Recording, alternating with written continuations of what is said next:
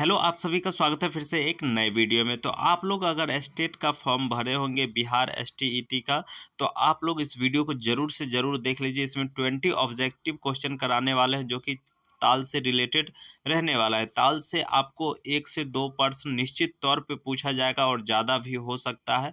तो आप लोग इस वीडियो को ज़रूर से ज़रूर एंड तक देखिएगा, जिससे कि आपको प्रश्न याद हो जाए और आपका जो है 5 नंबर से 6 नंबर तक आराम से ला सकते हैं। इसको देखने के बाद अगर क्वेश्चन आता है इस टाइप का तो ठीक है। तो चलिए आज हम देखने वाले हैं संगीत म्यूजिक यानी कि ताल विषय पर आधारित 20 ऑब्जेक्टिव क्वेश्चन, ठीक है।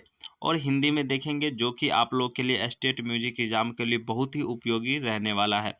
तो चलिए यहाँ पर जो है प्रथम प्रश्न शुरू करते हैं। यहाँ पर देख सकते हैं पूछा गया है 3 ताल में कितनी मात्राएं होती है। तो आप लोग जानते होंगे 3 ताल में कितनी मात्राएं होती है, तो 16 मात्राएं होते हैं, ठीक है। तो आप लोग 16 मात्रा याद रखिएगा। यहाँ पर सी ऑप्शन राइट आंसर हो जाएगा।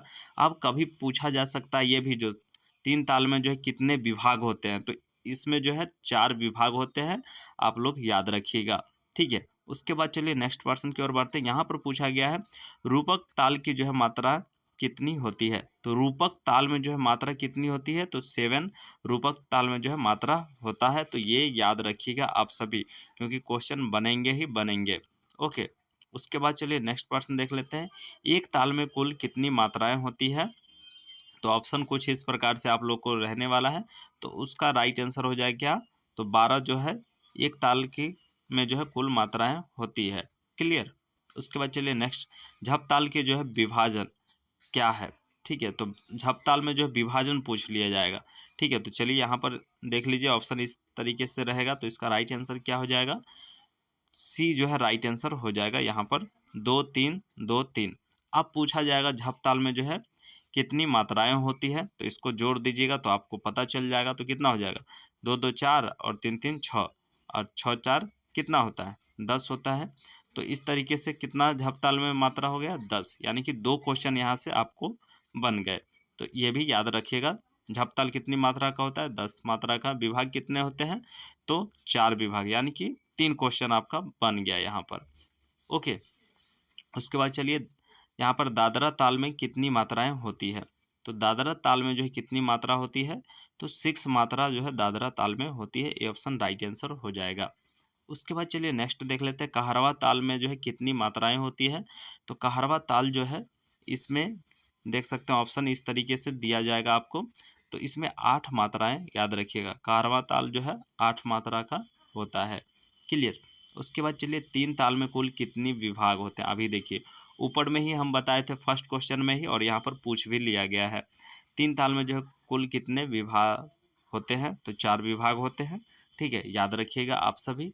ओके, अब इस तरीके से भी दे दिया जाएगा यहाँ पर, ठीक है, 4 4 4 4 इस तरीके से भी हो सकता है, आपको पूछा जा सकता है। ओके, तो 4 विभाग, 4 4 के विभाग होते हैं। क्लियर, तब जाके ना 16 होगा।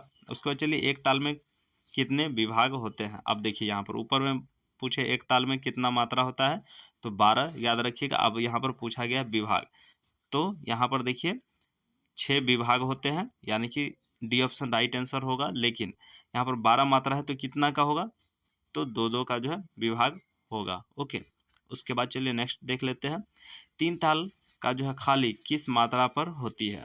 अब देखिए 3 ताल का जो है खाली किस मात्रा पर होती है, ठीक है। तो 16 मात्रा होते हैं उसमें, लेकिन खाली किस पर होता है ये पूछा गया है यहाँ पे, 5वीं पे, 13वीं पे, 3वीं पे या 9वीं पे। तो 9वीं जो है इसका राइट आंसर हो जाएगा, ठीक है।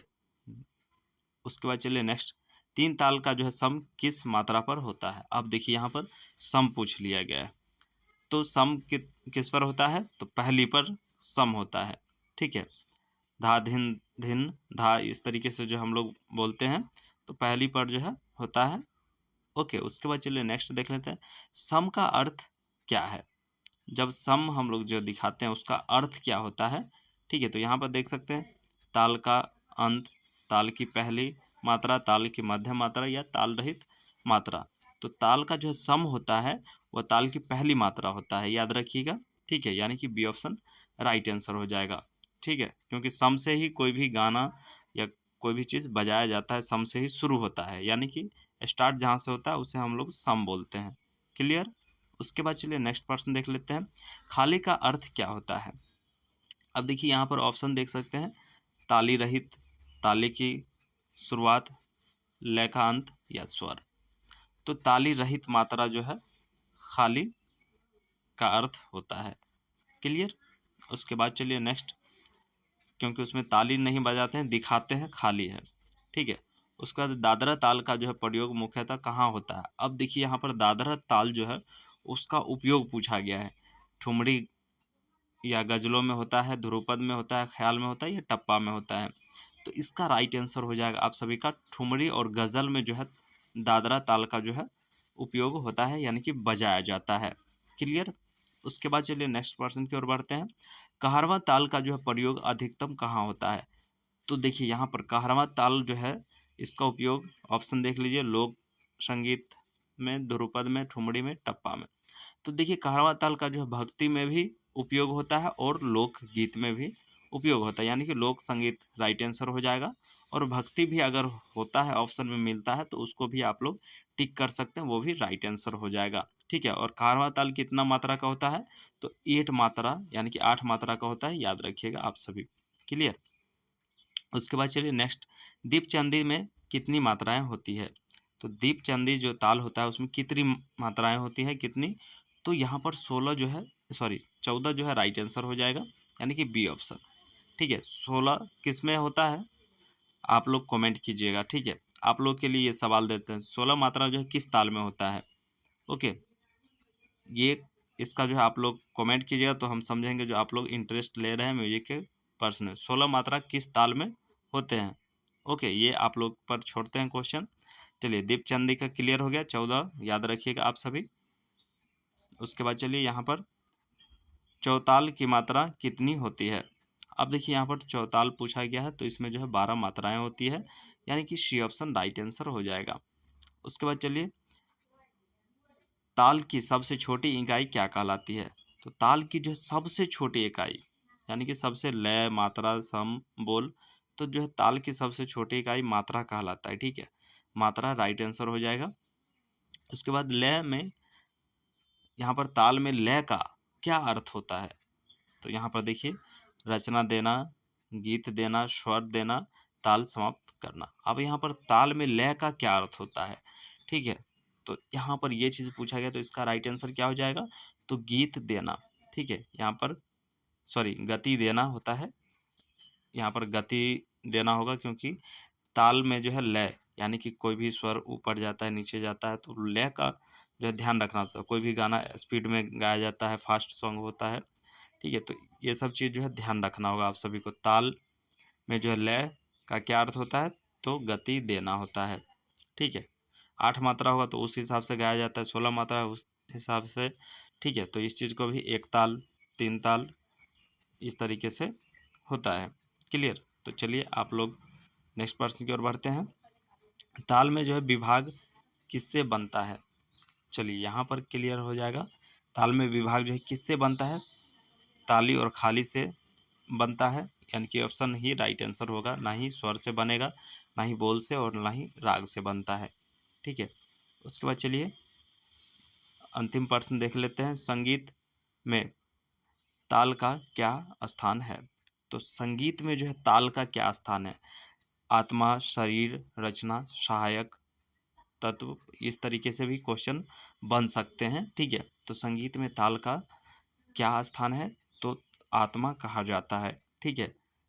ये ऑप्शन जो है राइट आंसर हो जाएगा, क्योंकि आत्मा है, ताल पर ही जो है संगीत को बैठाया करके कोई भी गाना तैयार होता है। ठीक है। तो देखिए आप लोग के लिए मोस्ट इम्पोर्टेंट ताल से रिलेटेड जो है ये पर्सन लेकर के आए थे, जिससे कि आप लोग को इसमें अगर याद रखिएगा तो आपको भविष्य में भी काम देगा और एग्ज़ाम में तो काम देगा ही देगा। नॉलेज के लिए भी याद रखना चाहिए। ठीक है। कौन से ताल में कितनी मात्राएं होती हैं, कितना विभाग होता है। ठीक है। ये सब चीज़ याद होना चाहिए, क्योंकि क्वेश्चन बनते ही बनते हैं एग्ज़ाम में। ठीक है। तो इसलिए जो है आप लोग याद रखिएगा। देखिए इसमें ताल में जो है मात्रा तो ज़रूर से ज़रूर पूछा जाएगा। दीपचंदी ताल का जो कितना होता है? तो 14 होता है। 4 ताल का कितना होता है, तो 16 होता है। तो ये इस तरीके से जो है क्वेश्चन बनेंगे ही बनेंगे, इसलिए आप लोग याद रखिएगा। और ये वीडियो अच्छा लगा ना तो लाइक कर दीजिए, और चैनल पे पहली बार हो ना तो चैनल को भी सब्सक्राइब कर लीजिएगा। और इंटरेस्टिंग वीडियो लगा हो तो ज़रूर कमेंट कीजिएगा, जो वीडियो और भी ला सकें आप लोग के लिए, अगर इंटरेस्ट रखते हैं तो चलिए फिर मिलेंगे नेक्स्ट वीडियो में, तब तक के लिए धन्यवाद। Thanks for watching this video. जय हिंद, जय भारत।